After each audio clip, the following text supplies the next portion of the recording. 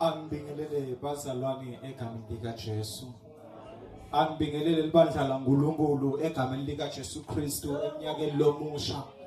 Hallelujah bazalwane. Asesinike uNkulunkulu ithumo letandla kafisha egameni lika Jesu. Ngiyambonga uNkulunkulu ngimuntu lomusha bazalwane.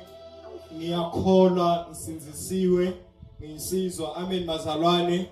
Ngathi khethela ke Jesu. In fact wangikhetha bazalwane. Wangikhetha wakubona kuhle ukuthi nami ngibe ngilokhethiweyo. Amen bazalwane. So sikhathi samngele nginaso bazalwane sifishane.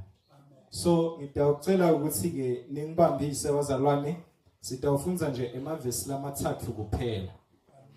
Sitawucala sifunze incwadi yaGenesis chapter 28. Sitawuvele sifunze verse 15. Bese ke lo munye utangivulela incwadi yeActs chapter 1 verse 8. Legcina kutaba ngoActs chapter 2 verse 17.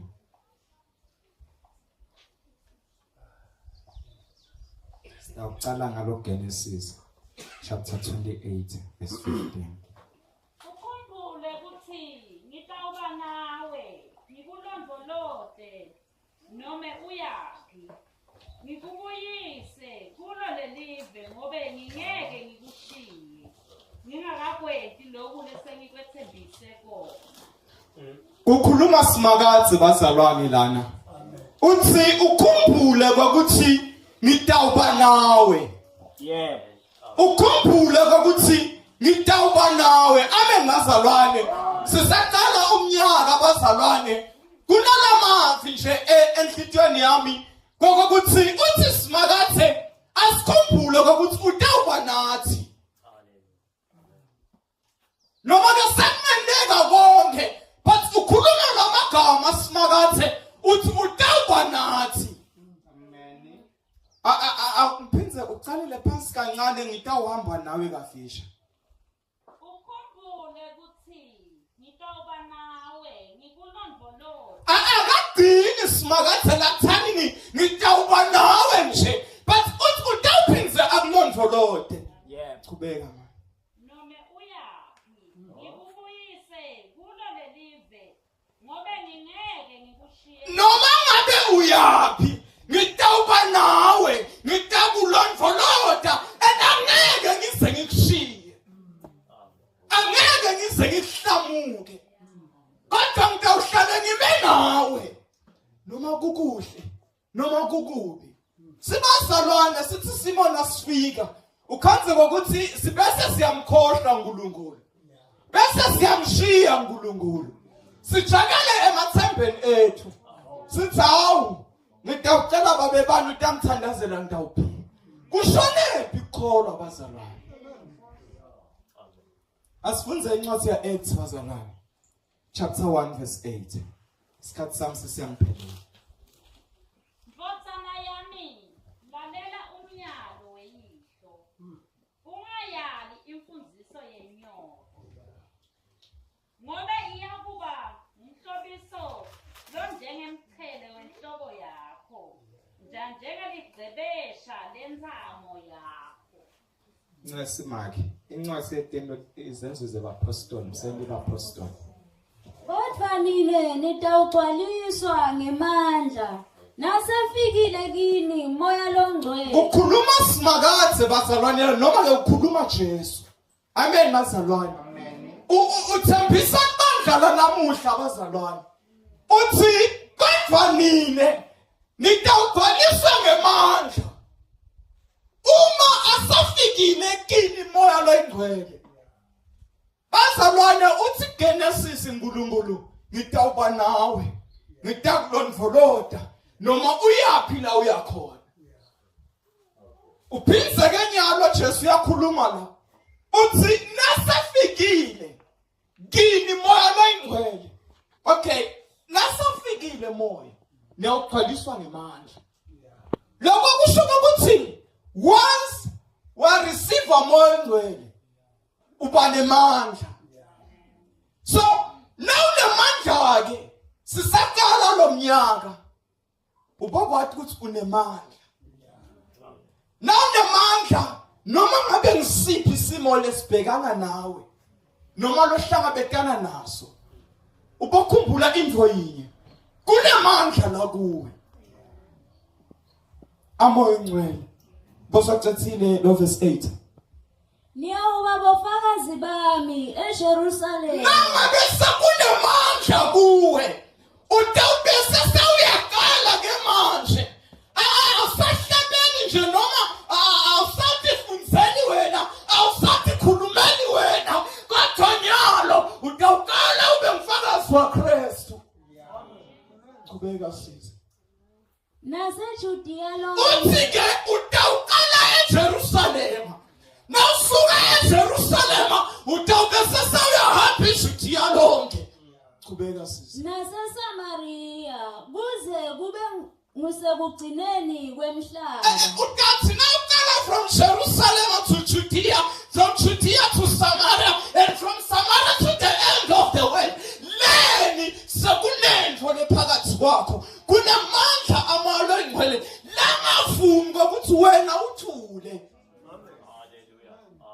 kangangokuba noma ngabe unetinkinga utawukhumbula info yinye simakadza unami uthi tengeke ngishiye utamlondvolota noma kunje ngimthambile lo wafe eCalvary ngoba kunemandla la kuwe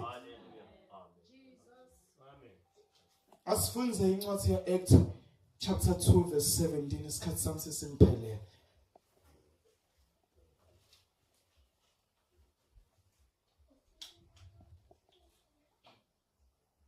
2 verse 17 incwadi yemsebenzi yabapostoli kukhuluma simakaze qobo lwakhe akhulumi mina nje but usho lamagama ayithi bazalwane uNkulunkulu usigcinile uNkulunkulu usilondvolotile those are God's promises but nyalo uthi la eqaleni uthi nasafikile kimoyo niyawube senigcwaliswa ngemandla nyalo ke uthi uNkulunkulu naku le ngiyawukwenza edikhathi kegcina wazalwane ekuthingekile kokuthi ibandla laNkulunkulu libe namoya lwengcwele ekuthingekile kokuthi ibandla laNkulunkulu lihambe ngamoya lingahambi ngekode bathi noma sithi siyawuhlela kodwa sikale siconsult uNkulunkulu sibude sithi Nkosi ngoba kunenhlo lekuwe ngeke nje utende into ngekwathi kwakho fine uNkulunkulu siphile enhlakanipho but little Bible asimathise yena asicale uthi uNkulunkulu ngochubeka leti tikhathi tekugcina bazalwane uNkulunkulu usho lamagama uthi naku le ngiyawukwenda ngale tikhathi tekugcina chubeka uthi kanyalo ngiyawuthululela moya wami ethi kwabo bonke bantfu kutawubese sakuthi amadvodzana nemadvodzakazi ayabese ayaprofetha emajaha enayo ubona imibono emakhehla ayawuphupha emaphupho lokhu bazalwane kwendelwani kwendelwa ukuthi kwakheke ibandla laNkulunkulu ngoba sekunemandla laphakathi bazalwane lamalo ingcwele lamandla lawo niwo latawuvela abe bofakazi that is why ungeke uthule kanti kunemandla la kuwe udathi nakuvela ingini ungene isikhaleni ngoba uyayathi indzawo yakho wehla moya engcwele wehlela kuwe utawusathi isikhala sakho angeke uzuka ngoba kunemandla nasafikile kini moya engcwele nawuqala libe bofakazi bakho nawuqala eJerusalem and in this case asiqala eJerusalem siqala la eJerusalem ile siqala ekhaya ube mfakazi ekhaya ngale nje uzugijima uyofakaza ngaphandle bangakwadi ekhaya Sifike siyendawo. Sigijima siye ngephandle. Sifakaze. Nasibuye ekhaya. Asikwazi. Kuyendeka lokho bazalwane. But lithi le Bible sitawuqala eJerusalem. Sitawuqala ekhaya. La mandla akabonakala ekhaya. Bese siyaphumela ngephandle. Amen bazalwane. Sikhathi sami sesiphelile bazalwane. Kunaloko ukuthi bazalwane. Uthi simakethe sisaqala nje umnyaka. Udakulondoloda. Akugcine. Abe nawe. Amen bazalwane. Akhulume lamagama asinasafikile kimoya ngcwele. Nawe bese seniba nemandla. Ukhumbule Hana ngalela langa. Bana Phenina. Kwathiwa Hana nawufunza incwadi ya 1 Samuel. Nakakhukula uDamphenina ngenxa ukuthi ude umfana. Wakhumbula Hana ngokuthi ukhona Simakathi. Wahamba uyokhala kuSimakathi. Kunetinto labedingekho possible ukuthi tendeke. Bekade ukuthi Hana uyinyumba. Angeke abathole bantwana. Bathothi mina nginekholwa. Lo nkulunkulu lengimkhondako.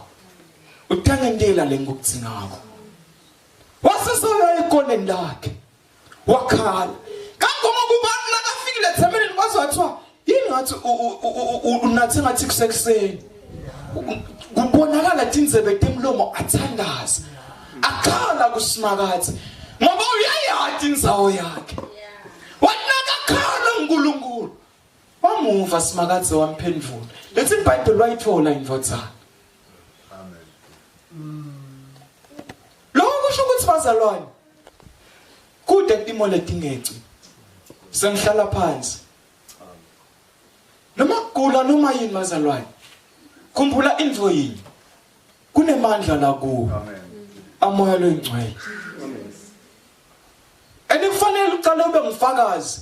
Uthi ngidlule kunasimonazi ngenxa yaSimakathi. Awuthi ingcobeni yokuhlakanipha kwami. Kungenxa yaSimakathi. Ngiphumelele kungenxa yaSimakathi. Noma ngabe ngisiphi isizathu lo ngasibeka kungenxa yaSimakathi. Uqale ube ngifakazi. Uqale ukhulumele uNkulunkulu. Lethi iBhayibheli lona mahloni nami ngiyoba namahloni naye. Phangabani. Asikakhe bazalwane kulomhlaba. Kodwa singilabandlulako. Sekusele kancane bazalwane. Siyadlula emhlabeni. Athi umhlabelelo selitawukhala licilongo. Bazalwane siyahamba. Kumcoka ukuthi sihlale eqinisweni. Siphile eqinisweni. Sende iqiniso. Sinxuse moya ngcwele. Ngoba bazalwane singagcwala. Kanze ukuthi only a few bazalwane labana moya engcwele. Unless sikiya bazalwane seke awufike ekhaya. Lokusho ukuthi nawe ngenamoya. Thatha MC.